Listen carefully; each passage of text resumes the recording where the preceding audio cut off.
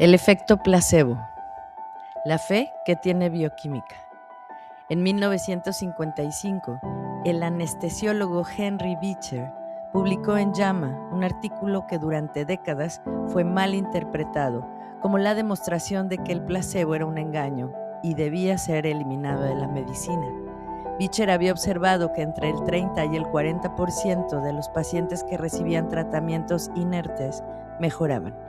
Su conclusión real, que los años siguientes confirmarían, era exactamente la opuesta de lo que la medicina convencional quería escuchar, que el organismo humano tiene mecanismos de sanación que pueden ser activados por la expectativa de mejoría, por la relación terapéutica, por el ritual de recibir cuidado sin necesidad del principio activo farmacológico que ese cuidado formalmente administra.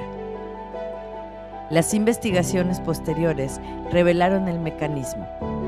Fabrizio Benedetti, el neurocientífico italiano que ha dedicado su carrera al estudio del placebo, documentó que el placebo analgésico activa los mismos receptores opioides que la morfina. Produce una liberación real de endorfinas, de dopamina, de serotonina. No porque el paciente se lo imagine, porque el acto de creer que está recibiendo un tratamiento efectivo activa los sistemas de autorreparación del organismo, que en ausencia de esa señal permanecen inactivos o subactivados. El experimento más perturbador lo realizó Ted Kaptchuk en Harvard.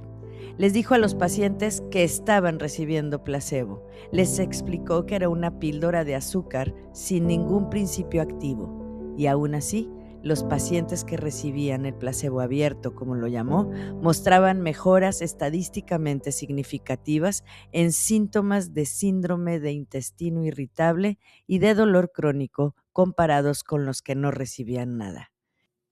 El placebo funcionaba incluso cuando todos sabían que era placebo. Lo que activaba los mecanismos de sanación no era la ilusión del principio activo, era el ritual, era la relación, era el acto de ser cuidado. En las tradiciones de curanderismo mexicano que los antropólogos han estudiado más ampliamente, la limpia es una ceremonia de purificación que el curandero realiza sobre el paciente con elementos que varían según la religión y la tradición. Un huevo, un ramo de hierbas aromáticas, velas, agua, ramas, sal o ruda. El curandero frota estos elementos sobre el cuerpo del paciente mientras reza o entona invocaciones, aspirando el mal que extrae y soplando sobre el cuerpo la energía nueva y limpia. Desde la perspectiva de la farmacología convencional, ninguno de estos elementos tiene el principio activo necesario para producir los efectos que los pacientes reportan. Y sin embargo, los reportes son consistentes y frecuentemente sorprendentes.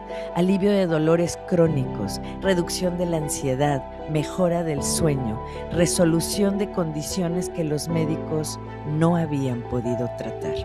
La explicación convencional es el efecto placebo.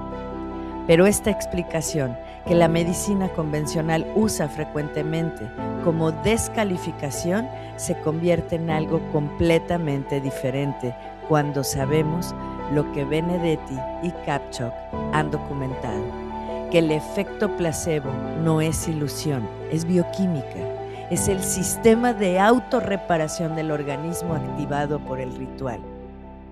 El curandero que realiza la limpia no está engañando a nadie, está usando el lenguaje simbólico más eficaz disponible para su cultura y su comunidad, para activar exactamente el mismo sistema que Benedetti documenta en el laboratorio. El huevo que absorbe el mal del paciente es el ritual que activa las endorfinas. El soplo del curandero sobre el cuerpo del paciente es señal del cuidado que el sistema nervioso autónomo necesita para pasar del modo de amenaza al modo de reparación. La magia y la neurociencia están describiendo el mismo mecanismo, desde orillas opuestas en el mismo río.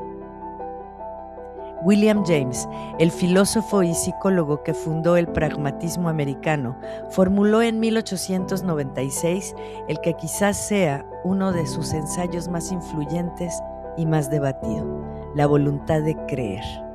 Su argumento era este: hay situaciones en la vida humana, en la que la disposición a creer que algo es posible es una condición necesaria para que sea posible.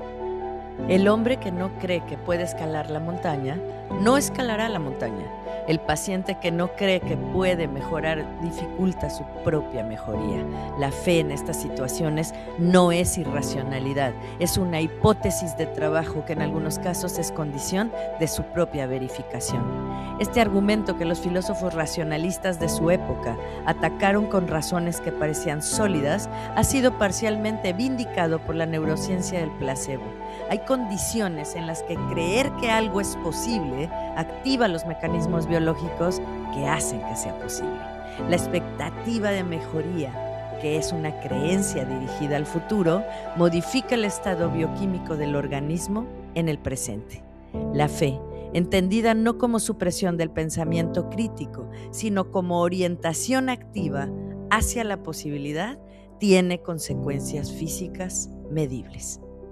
Pero James añadía una cautela que la neurociencia del placebo confirma: la voluntad de creer no funciona para cualquier creencia, funciona para creencias que tienen algún contacto con lo posible real, que activan sistemas que realmente existen en el organismo o en la situación. Creer que se puede volar no te hace volar. Creer que puedes sanar cuando el sistema de sanación existe, puede ser activado, puede contribuir a que sanes. La distinción es crucial. La fe que cura no es creer lo imposible, es activar lo que es posible, pero que sin la fe permanecería inactivado. El escritor ruso León Tolstói incluyó en uno de sus últimos cuentos, El padre Sergei, la historia de un monje ascético famoso por sus milagros de sanación, que descubre, después de décadas de vida santa, que lo que en él funcionaba como canal de la gracia divina era precisamente su convicción de que era un instrumento de algo más grande que sí mismo. Y que el día en que esa convicción comenzó a contaminarse con el orgullo de ser milagroso, el poder de sanar comenzó a abandonarlo. Tolstói no era un hombre de fe simple. Fue excomulgado por la Iglesia Ortodoxa rusa por sus posiciones teológicas heterodoxas, pero entendía con la precisión del gran novelista que era que la curación que ocurre en el contexto de la relación entre el paciente y quien lo cuida no es un fenómeno que pueda ser separado de la cualidad de esa relación. El médico que genuinamente cree que el paciente puede mejorar, que transmite esa convicción, no en palabras, sino en la textura de su atención, activa en el paciente algo diferente al médico que genuinamente no lo cree. Esta es la razón por la que el ritual importa, por lo que la relación terapéutica es tan importante, por la que el curandero que ha pasado por la herida tiene algo que el médico técnicamente impecable, pero emocionalmente distante, no puede ofrecer. No porque la fe sea mágica en el sentido de violar las leyes de la naturaleza, sino porque la fe, cuando es genuina, cuando está encarnada en el gesto, en la voz, en la presencia de quien cuida, activa en el paciente los mecanismos de sanación que las leyes de la naturaleza han diseñado para ser activados exactamente por esa señal.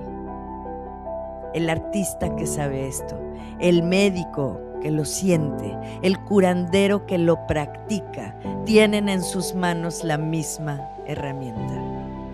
Solo el lenguaje y la forma de entregar ese mensaje es lo que usan distinto.